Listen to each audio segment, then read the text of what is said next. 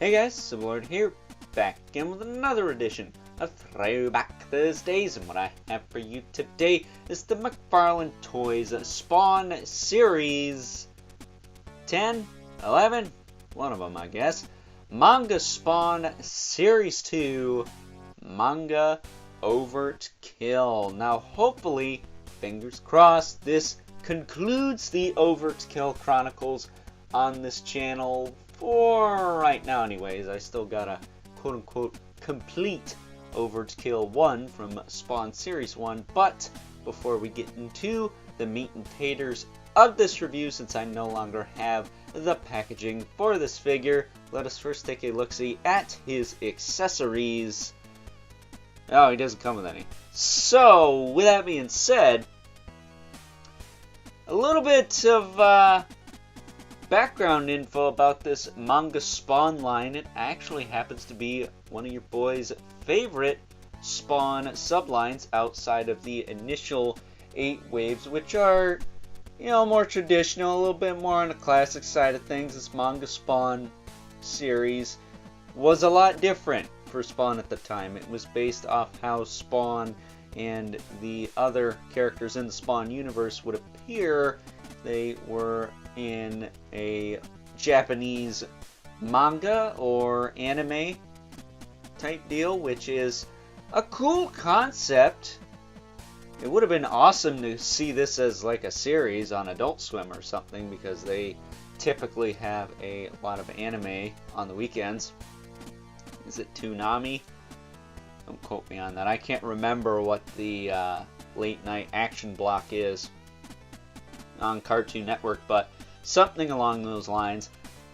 Either way, I really like a lot of the redesigns from this series. It's not for everybody, you know. There's some people who like to stick with the more traditional side of things, but with the announcement slash inevitable release of the new Manga Spawn, I figured what better time to look at some of these Manga Spawn figures than right freaking now, starting with one of my personal favorites, the manga version of Overtkill.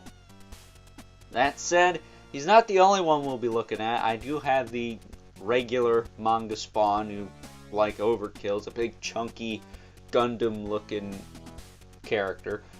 And then I also have Manga Ninja Spawn, because I remember just a few weeks ago that I did have another Ninja Spawn to look at, so whether or not we'll get around to him before we look at the new Ninja Spawn from the Spawn Universe line, I'm not sure.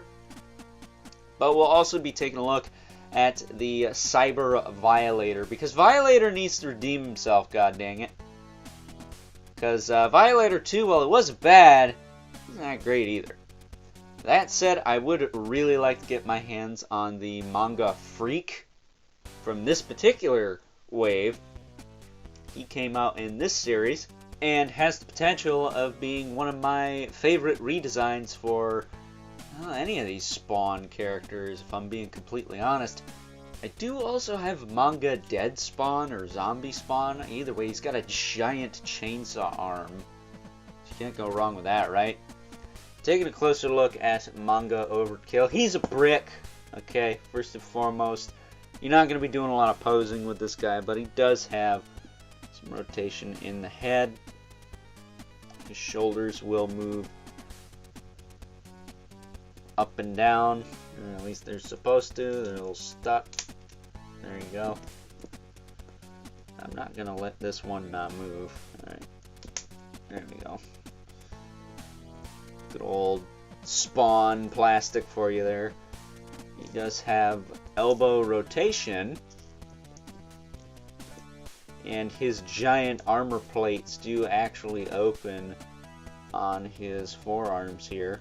This one has a little water squirter in it, and what you would do is you would take this piece off the back, fill it with water, squeeze it, and it would, in theory, squirt out his wrist there. How good that works now, but considering the fact that the Megatron from Beast Wars' water gun wore out like it did, I can only imagine this guy's is not too far behind. Which is unfortunate, because that kind of hurts the aesthetic of the figure. if that piece on his back were to, I don't know, deteriorate. That said, he does have a wrist swivel as well. Arm down. The other gimmick involves his other arm here.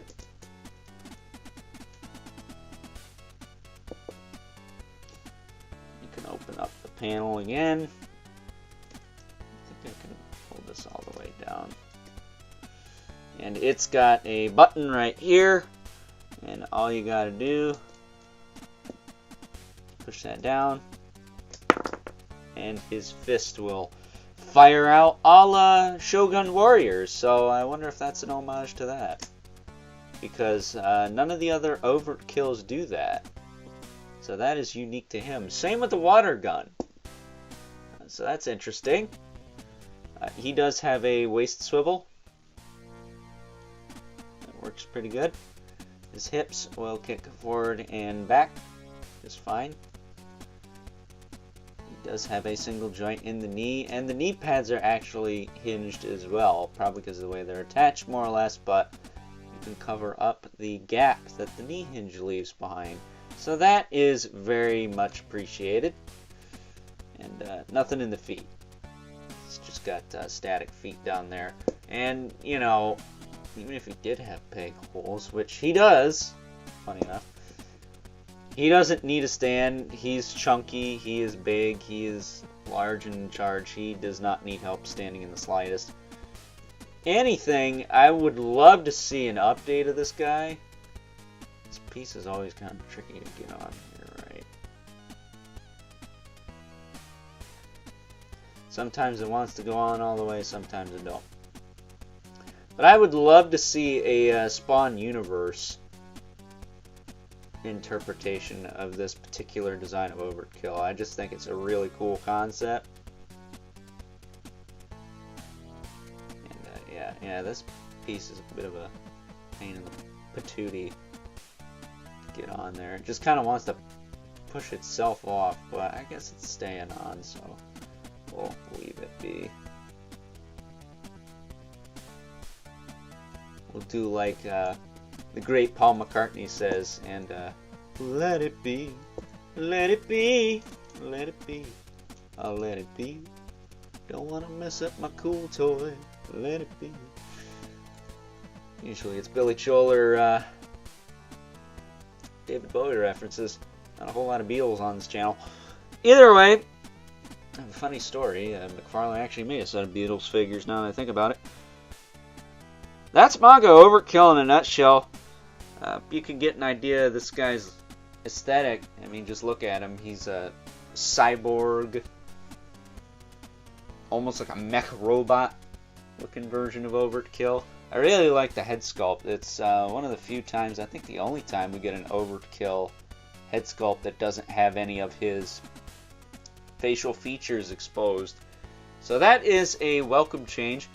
And I should also mention, this is actually a piecemealed figure. The shoulder pads and the bits on his arms here, and the big back piece, and I believe the fist, came from my good buddy T-Biz, as well as the shin guard here. While the rest of this figure, including the little back plug-in piece for the water gun, that came from a young couple who were selling a bunch of loose figures at the Saratoga Comic-Con, one of the last ones I went to. I want to say it was the last couple of years before, you know, the Coof hit. So, shout out to everyone involved with making this review possible, I guess. It's a team effort. But I just really love this figure, man, and I'm looking forward to taking a look at more of these Manga Spawn figures for you guys for Throwback Thursdays here. So, with that being said, let's now move on and take a look at some size comparisons. First up, here is Manga Overtkill next to his Spawn Series 1 counterpart, just to give you an idea of how much has changed since the initial concept of Overtkill to this more anime-inspired look for the character. And heck, if I didn't tell you this was Overtkill from Spawn, you probably wouldn't be able to guess it was him, would you? Next up, here he is alongside the recently released Overtkill Mega Fig from the current Spawn Universe line, and seeing these two together makes me want a Mega Fig of this particular design of Overtkill that much more. And last but certainly not least, we have our two regulars, the Mythic Legions, Brother Mandibulus, Beloved Spawn, who's not towering over everyone today because he doesn't have pieces of a jet plane sticking out of him. I mean, let's face it, where do you think all these pointy bits on Overtkill came from? So that being said, time to wrap things up, some final thoughts. Overall, and while I do understand that this manga Spawn line isn't for everyone, I absolutely love this series, and I love this redesign for good old Overtkill here. If you guys know me, you know that I'm not the biggest fan of Japanese media like anime or manga for that matter, so that is a bold statement considering I prefer more traditional style animation like, you know, old Disney movies, stuff like that, and more traditional comic book art like, again, Steve Ditko or Jack Kirby or even Todd McFarlane's old stuff. But with that being said, I do really like how different this Overtkill figure is from all the other Overtkills we've gotten from McFarlane Toys over the past 20 years. And considering the fact that this guy does a lot of things that we hadn't seen before and we really haven't seen since, granted there have only been 3 other Overtkill figures released since this guy, I think that speaks leaps and bounds as to how unique this version of the character really is. So if you're interested in checking out something a little different, I don't think this manga Spawn line is all too expensive on the secondary market. Now, I could be wrong. I haven't looked them up in a while, mostly because I don't want to go down that rabbit hole of trying to fill out holes in this collection that I have, because again, I do really want that Manga Freak, and I don't really have the money to pick them up right now, so it'd suck to find them for a good deal, but I don't think these guys are all that expensive, and you can pick up most of them carded for 20 bucks or less. That said, I would like to also mention that the plastic quality isn't terrible this time around. I didn't mention this earlier, but compared to the previous waves, with the exception of the first 2, Spawn Series 1 and 2 to be exact, this series isn't all that bad. It's got its issues, but it's a lot better than what we have been seeing. So with that being said, hope you guys enjoyed this week's edition of Throwback Thursdays. If you are so inclined, please don't forget to comment, like, subscribe, and hit the bell so you know whenever I upload more reviews like this one. If you haven't already, please hit me up on Instagram at Overlord Productions. But as always, keep the comments civil. The world sucks enough as it is, especially considering how hilariously and over-exaggerated this particular version of Overtkill died in the manga. You know, if there was a manga. Was there a manga? I guess it would suck if there really wasn't a manga to go with these, right? But with all that being said, until next time, I'll catch you guys later.